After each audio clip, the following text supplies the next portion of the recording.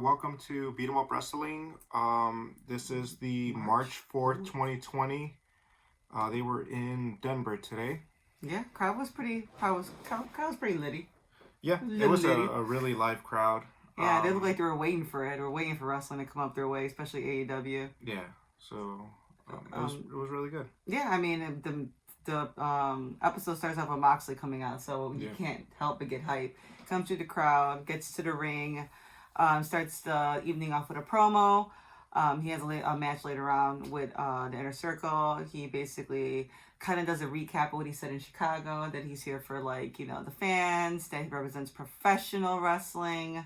Professional, big highlight on that. Yeah. He said that Jericho, and then the belt never belonged to Jericho. It basically doesn't belong to him or anyone. It only belongs to the fans. Yeah. So that's where his stand is now. And Jericho responds saying he doesn't need the belt to be Le Champion. Which the crowd responded, yes, you do. So they were very loud and vocal today. But yeah, I think it's funny. They came out looking like a boy band, though. Like all five of them, they were just like, and then Jericho in this sparkly suit that he had on. Yeah, it was kind of funny the way they came out. Yeah, I think that it was important for the Inner Circle to do what they did today to show that they're not just Jericho's posse, but they are a group that should be feared by the rest of the All Elite roster. Yeah, they definitely made the point to tell him that he's asking for this with everything that happens after this. So it's like there was a lot of heels coming out to play today, which I kind of enjoyed. A lot of people were saying it was a little bit slow on Twitter. But it was the same thing after Full Gear. There's a period where it kind of resets a little bit. I think for me, this was great because I liked it. I disagreed with them.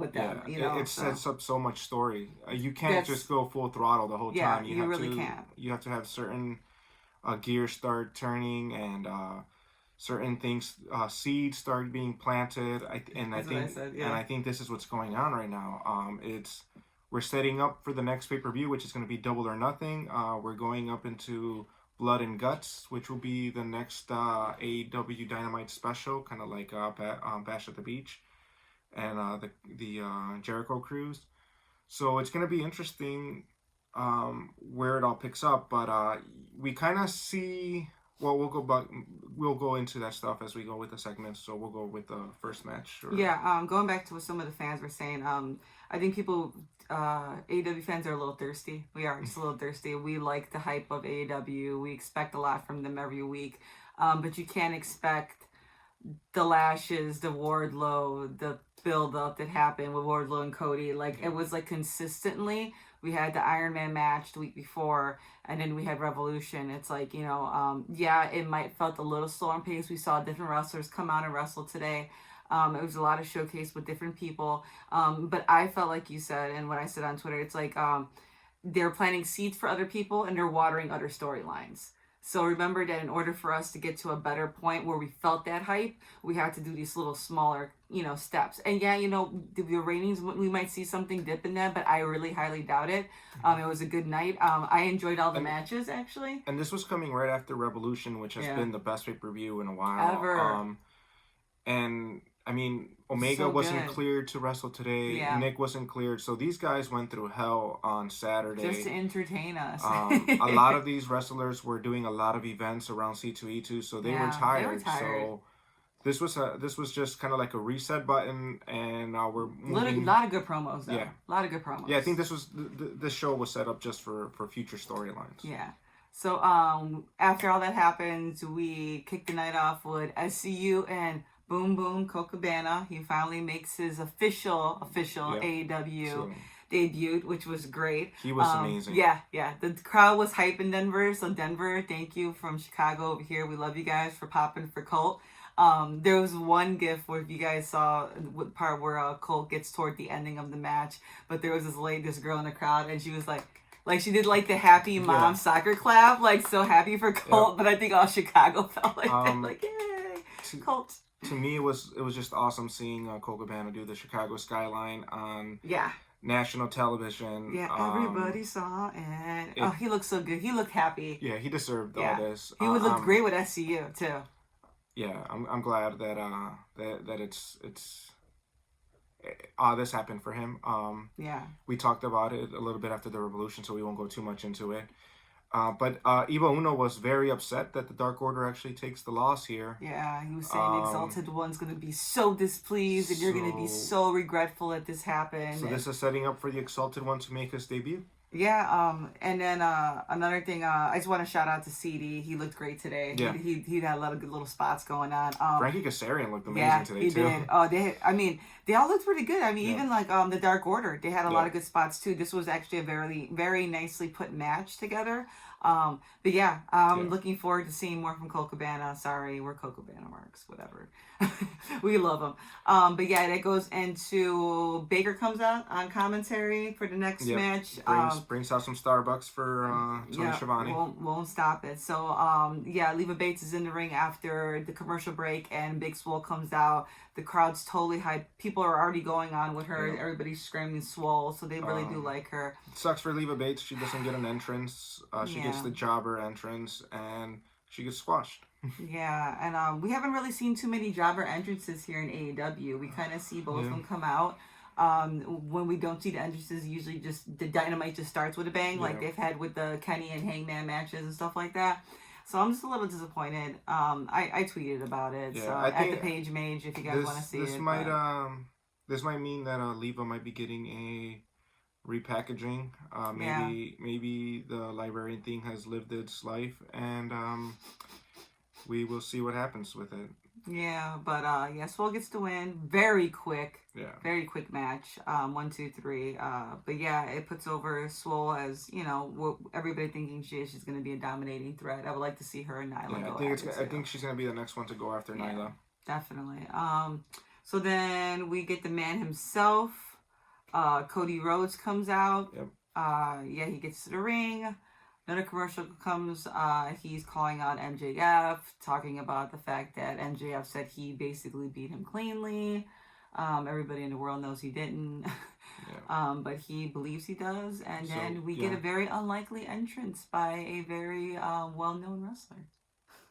Yeah, because Cody at this moment he's kind of saying that MJF didn't just cheat him out of the match; he cheated him out of the winner's purse. Yeah. And Jake Roberts comes out. Yeah, he was really into the business today. Cody was displaying the business, the other half of So Jake Roberts comes out. The crowd is popping. The snake. And everybody's used to Cody having the legends come out and all the legends backing Cody. Yeah. So it was interesting when Jake Roberts calls Cody a little bitch, says stop crying about it. MJF beat you in this ring. It doesn't matter how he did it. He pinned you. And then he pretty much tells him his promo was great. His promo was so unexpected. Yeah. The internet was so confused by the fact that he has some clients that's going to basically, put hell on earth on AEW. So I'm guessing, my guess for that is Lance Archer. That's what I'm guessing. A lot of people were expecting him to debut today. Yeah. That was a really big thing, so I don't know if they decided to do a build-up on Jake the Snake coming out, meaning that Jake's going to be the manager for Lance Archer. And then he kept on calling Cody Caesar, and he made fun of Arn. Yep. So I don't know what's going with the last thing. If you guys know, he did hit Arn. The Ides of March. We're in March, so it looks like there's something's gonna happen. There's gonna be some betrayal towards Cody. Yeah, the Trojan horse. What's gonna happen? Who's gonna be the guy that's gonna basically betray the heck out of Cody, like he needs any more in his life at this point? But I don't know. I didn't expect Jake to come out. I didn't expect him to be on that side. There's a lot of legends that are managers right now. I like this. I want more. I know if you guys are following Twitter, Sean Spears and Tully are looking for a new person. He actually said it was a partner, but now he's like, oh, I'm interested. Everybody's coming out with 3 people, so maybe I want a 3rd person. But he's being legit. If you're an indie wrestler or you have a package promo, send it to him. Yep. Tag him at, what is it? The Perfect 10? No, he's the Perfect 10. Sean Searching or something. Yeah, the search or I forgot what it is, but go to his page. Go to his Twitter page. Make sure you do it right because he's being specific on that. Yeah. If you don't tag it correctly, he says that's strike one. That's strike one. Don't do it. Yeah. Horseman in his corner. Follow the instructions. But yeah, it was like I said, interesting to see so many different types of managers come out. I hope they utilize them a little bit better. That's the only problem that I do have. I think the only manager that's not really being utilized correctly right now is Arn. I like how Tully's being used. Yeah, when Tully does put on that look, he does like a one move thing. He is intimidating. That's true. I like Brandy being with Rhodes and QT, which we'll get into. I like the fact that AEW is not afraid of managers. I know WWE has kind of like shined away from managers, and I like that they're using legends to be managers and talk about how like what they did and why they did it. Yeah. That braid that Cody was saying during the C2E2 panel, where he wants to make sure there's something for the older generation, us being in the middle, and then for the younger generations, which we'll talk about MJF and that kid in a little bit at the end. But then we get into the Chuck Taylor that comes out with Trent and Cassidy versus Pac. And yeah, they wrestled. They wrestled, like, I mean, Chucky T wrestled, and he did well. And Chucky T was good on this match. Yeah, and I thought it was going to be a little bit one-sided, but no, I don't know. I mean, yeah, I don't know. He did a good shot against Cassidy. It looks like Trent's turn is coming up next, or maybe they'll just have what they're calling now the Death Triangle, which will, so the match. A little bit more into that too. But so Chucky T actually has really good offense against Pac, and then he does a moonsault that he misses, and Pac, being the bastard that he is, puts the brutalizer, and it's so nicely put. Sexy Chucky T. You gotta add the sexy part. Has to verbally submit, and then Orange Cassidy comes into the ring. And Trent comes into the ring, and they are stepping up to Pac. And then the Lucha Brothers come out. This is the second time the Lucha Brothers have come out for Pac. Yeah. And we find out that they are now a faction. They're called the Death Triangle, or El Triángulo de la Muerte. Yeah, he did pretty good there. He was talking about my hermanos and stuff, and I'm just like, everybody's trying to speak Spanish now. So for me, this is the start of the 6-man tag team. We've been talking about more belts in AEW. It is a clear indicator. Yeah. Now we have SCU, we have the Death Triangle, we have the Best Friends, we have the Dark Order. We have whatever Inner Circle wants to do that day. We have the Inner Circle. LAX and Sammy have been teaming up a lot. Yep. We also have the Elite. Yeah, they're still there. I mean, we saw, we'll get into that, but in the next match. But, they come out, and, I mean, he did flip. I mean, minus Hangman. We'll just talk about the Bucks and Kenny, pretty much. So, but it's setting up. And then we do have Private Party, so I wonder if Private Party will end up getting a third member. Yeah. Or if Private Party would just stick around for the tag teams, because we don't know what's going on in the tag team division, because not too much was talked about today. No, not too much talking about with Kenny, who actually looked like he sustained an injury. Same thing with Nick. Kenny and Nick were not in the arena because they were not cleared, and they just need to rest. Yeah, a lot of them do. That tag team match was crazy. Yeah. But yeah, it'll be good to see actually Private Party versus Hangman and Kenny. I think that match will be interesting. Yeah. Definitely. Then we get into the next match, which was QT Marshall coming to the ring with Dustin and Brandy versus Jay Hager, and he came to the ring with Santana and Ortiz.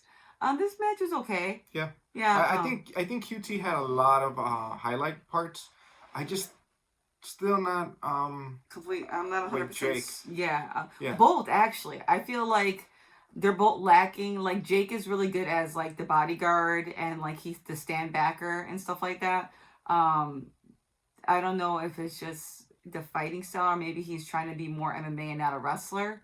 But I kind of miss how he actually was a decent wrestler. I don't know if he can just combine the two or find a good balance. I mean, I think they're trying to use him as the muscle, but it didn't help with QT, because I feel like QT hasn't found his niche. I think QT's getting there. But I'm saying, like, I felt like this one maybe was a little bit more of a misstep. Maybe if Santana Ortiz went against QT with Jake at the corner, which one of them maybe having that flair would have been a little bit better. Same outcome could have happened. Maybe just a different mashup in the triangle. The only the good thing that it did set up was it still made Jake a threat. He put him in that triangle and made him go to sleep. Yeah, knocked him out. Then Santana and Ortiz come in, and Cody runs out to help his brother, who's getting beat up by the Inner Circle. Yep. And then he gets taken down. After he gets beat up, Hangman takes his time. Nope. Matt Jackson comes out. Oh, yeah. Yeah, Matt Jackson comes out. Since he's the only buck there, he comes out. He stands steps up to Yep. Jake. That was cool. Yeah, he was going, and you really don't, because like Matt and Nick don't look like small guys, even next to Kenny and Hangman. But he looked pretty small in that ring with Jake. Well, I mean, Matt is pretty short. But he doesn't really come off, like, even when we're like standing there, they're walking straight past us. His personality is big. Yeah, probably that's what it is. And then like he played it very well, that he looked like the the underdog coming in. He looked good going after Jake. Yeah, he did. It was good. And then and then Hangman comes out, drinking his beer, taking his time to get to the ring. Looked like he just got off a horse. Make sure he puts his beer and it doesn't spill. And then he lets go and beats the crap out of the Inner Circle. Does the buckshot lariat, which looks amazing. Yeah. Matt comes up to give him a handshake, and he gets flicked off by Hangman. A very hard finger. And then he steals everybody's beer, like he steals everybody's hearts of the AEW. He collected so much beer. He had like 5. He had a lot of beer. And he broke character a little bit. He was kind of giggling, holding on the beer. My one concern, Hangman, I love the gimmick, but coronavirus and the flu is going out there. Yeah, man, don't drink that. Yeah. like maybe stop taking people's beers for a little bit. Yeah, we love it, and it does add to the pop in the personality, but just think about your health. Maybe have underneath the ring like your own little beer tray thing where you start handing out beers and toasting the people. Oh, they won't do that. Something, just have your own safety beer. Yeah. For the sake of everybody that loves you right now. Yeah. Just come out with your beer, and that's it. Don't be taking other people's beers. Yeah. But it was, like you said, that was a really good lead up. You can tell that there's still like a distaste. There's still a taste. He does not want to be with the Elite. No. He sees them as friends, but he's demanding respect at this point from the Bucks. And I don't think, if he doesn't get it, and if Kenny doesn't understand it either, that he wants that respect from them, because Kenny gets respect from everybody. Oh, yeah. That's the thing. Cody gets respect from everybody. But Hangman, like he says, everything he said was true. So until that happens, I don't see the Elite being the Elite right now without him. So, so then we have MJF himself. Cutting a promo. A really good promo. Yeah. This is MJF's strengths, is the promos. Yeah. Wardlow standing behind him, looking intimidating. Menacing. And then he pretty much says that he wants the world championship. So MJF might be the next one to go after Moxley. Yeah, he has I pinned Cody shirt. Yeah. And this is his neck tattoo. He says it's a very distracting shirt, much like a neck tattoo. Yeah, so, and if you guys have heard, TMZ and the whole wide world all of a sudden decided to put eyes on MJF. Even though this happened Sunday, so it's been a few days. Yeah. But he flicked off a kid.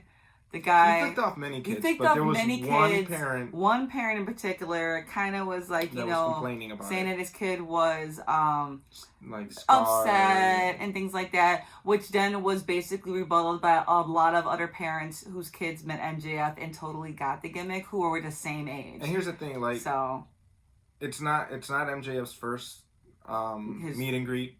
If you know MJF, he is not... He's been doing this before he's AEW became a thing. He's not safe to be around. He will tear up your posters. He will flick you off. He'll do a promo on your ass. Yeah, he's in character the whole time. Yeah. So if you're sensitive, or if your kid doesn't understand that, hey, this could go south very quickly, you should not meet MJF. No, I mean, we were scared about our poster getting ripped up. Because people were talking about it. Yeah, and I wanted to get something out of them, so I provoked them. But at the same time, I'm like, please don't rip my poster. Like, I did it out of fear, but, as an adult, I knew this. If I had a kid, I'd be like, this guy's going to probably stick up his finger at you. And if he does, I'm giving you the permission to stick it back. Your finger back at him. You know, like, play along. And I'm pretty sure if you stood in the line, his line was long. It was huge. You knew what you were getting into. Yeah. So kudos to Cody for always being the outstanding gentleman that he always is. But this person I felt like was looking for sympathy votes, and now he's going to get the treatment that he wants. And at the same time, I love his disclaimer Cody did, where he talked about the talent is the talent, and their personalities and their personas is up to them. Yeah, this also goes for Nyla, who got some heat for talking back to a reporter, and people were saying, like, how dare she? Here's the thing, like, these back in the 50s, 60s, 70s, 80s, even early 90s, people believed that these personalities were real, believed that what we saw were real athletes. They are athletes. Back, like that idea. They are real athletes, but they really believe that the personalities we were seeing was them for real. And the fact that AEW is willing to let them be creative with it is amazing. Like, don't turn off who you are, because then you kind of take away that fantasy feeling. Like, and I mean, in the internet age, it's really hard to keep that. Yeah. You know, like, I mean, AEW's doing a really think about the time when The Undertaker was buried alive and we really thought this shit was real. Like, you know what I mean? And that he burned, Kane burned his family, or what was it? Like the whole storyline back then with, Paul Bearer, like, when we were kids, we watched that and we're like, oh my God, it was like a movie unfolding, It's like if I would have met The Undertaker as a kid, and I would have seen him on TV as this monster, and all of a sudden I see him in real life and he's smiling and all that stuff, it would have killed it for me. I would have been like, oh, this is not the This is how I also feel that his other persona killed his whole gimmick. So, but that's getting off subject. So MJF got a lot of heat. A lot of people were talking about it. TMZ did a poll. Are you on the wrestler side or the kids side? Of course, 80-something% of people were on the wrestler side. And then MJF said, F the kids. So you didn't know. So the father and the kid will get a VIP treatment. Something like, Cody reached out. Like I said, Cody, you're the man. But for God's sakes, don't have your kid go to MJF if you don't know. Yeah. I think probably the most genuine experience you're gonna have with a wrestler, believe it or not, is gonna be with MJF. Because if you want that feeling that you're a kid inside and this guy hates everybody, trust me, that's the way I felt. I felt like I was a kid and I was gonna be getting up to this guy like, this guy's gonna be such an asshole, and it made the whole experience worth it. Yeah, didn't it? Yeah. It was probably one of the highlights. It's one of our highlights of the E2 weekend. Yeah. But good promo. What he's good at. Wardlow, I want to see more of him. I can't wait for Wardlow to turn face, or to just turn on him. That guy has a nice smile when he does do it, because you guys haven't really seen it that much. But that's saying too much.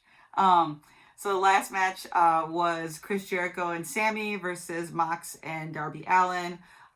It starts off with Mox coming through the crowd, of course. Actually, Jericho and Sammy were in the ring. Mox comes through the crowd, and then there's these three guys in masks with AEW hoodies, and it was the Inner Circle. They take him outside, go through the concourse area, beat the living hell out of him. Jake Hager puts him to sleep using his, which again, is building up his finishing move. Yeah, which is nice. And then Darby Allin decides to take on a handicap match. Ring the bell. Against Sammy Guevara. And it was good. It was so good. Jericho. Yeah. It was so good. Darby is so fast. He held his own for a little bit. Yeah. I think one of the best parts was when Darby is he's out of gas. He's barely standing up, goes to the corner and tags himself in. Yeah, he just hot tagged to himself. Does a Canadian destroyer. Does a coffin drop to the rest of the inner circle. The rest of the inner circle, which is always we always talk about when people stand at the end of the ring and they wait. Yeah. But you want to see that moment, that highlight. And then he does a coffin drop on Sammy. You think he's about to win. Yeah. And it was real close at some points. Jericho breaks the pin, throws Darby out, Judas Effect. Well, he goes for another suicide dive and then hits him with a Judas Effect and lights out on Sammy. Not Sammy, Darby, sorry. And as the Inner Circle is celebrating, Moxley comes in, flings the chair, and... It's a little disorganized on the flinging of the chair. It was... He beats the crap out of the Inner Circle. For a little bit, he has the upper hand, and then shades of the... the Hounds of Justice, the Shield, they do a triple power bomb. Yeah. Through a table. Yeah. It was Jake Hager and Proud and Powerful. Yeah. So, yep. And the Inner Circle stands tall. Yep. And no Lance Archer. No Lance Archer. No Matt Hardy. But we got Colt. No Brody Lee. We got Colt. The whole internet's like, we're exhausted from these rumors. But you know what, though? I mean, would you want to have no rumors at all? You know, like... I mean... I liked it. It was good. Did you guys see the Free the Delete? Yes. The Young Bucks pretty much showed up into the Hardy compound, and they are going to try to help the Zenith. Yeah. Bring up the new vessel? Yeah. Or will the darkness, the abomination, take over? And if that's the case, is that the Exalted One? Wonderful. God, I love Matt Hardy. Yep. If Matt Hardy doesn't sign, I swear to God, it's going to be the most annoying build-up. Yeah. I will flip a table for our channel, do a solo video of me just shaking my head, because I swear to God, I need there's more in Matt. There's one last great chapter in Matt Hardy. Yeah. And we need this, and the fans need it, and it's gonna be great. But that's about it. It sets up for next week's lineup for Blood and Guts. They haven't got into a lot of the rules announcement yet. Is Blood and Guts next week? Yeah. No, they're gonna announce the rules. Oh, the rules, isn't it? Yeah. I thought it was. Next week, that would take place at Maverick Center. Oh no, sorry. Yeah. But yeah, so they were talking about the 25th. I'm sorry. Yeah. And that will have, and that is in Newark, New Jersey. No, okay, I was making sure I was like the Rochester, New York one. So it's Ortiz versus Cody, with Santana at his corner, and have Arn at Cody's. The new Death Triangle of Pac Pentagon, right? Death Triangle, die. It's like a bang. Did I just do a DDP bang? I'm sorry. With Pentagon and Phoenix to make their first appearance as a tag team. We don't know who against yet. Jurassic Express versus MJF. There's another trio. Jurassic Express. Jurassic Express versus MJF, the Butcher and the Blade, with Wardlow and the Bunny. Man, Jurassic Express is outnumbered when it comes to that corner. And like I said, the Blood and Guts match rules will be announced from that point. And I think Cody had also mentioned there would be more announcements going into Double or Nothing. They're going to start trickling up very soon. So he did mention that too on his Twitter. But yeah, that's about it. Yep. So yeah. So much going on. So much going on. So many rumors. Great. But yeah, it's good. We will be back with our Elimination Chamber this Sunday with a review of that. Hopefully it's good. We want to see a little more coming out of them. We don't want to see any more Eric Rowan spider crap coming out of that organization. But we're hoping for the best. Even though we are definitely AEW people, we really do want the best for all the other wrestlers and organizations. Oh, yeah. They do put a lot of talent. They have a lot of heart. So with that being said, we will see you guys after Elimination Chamber. But as always, peace out and thank you for subscribing. Thank you for watching, and we'll see you guys next time. Goodbye. Don't forget to subscribe and share.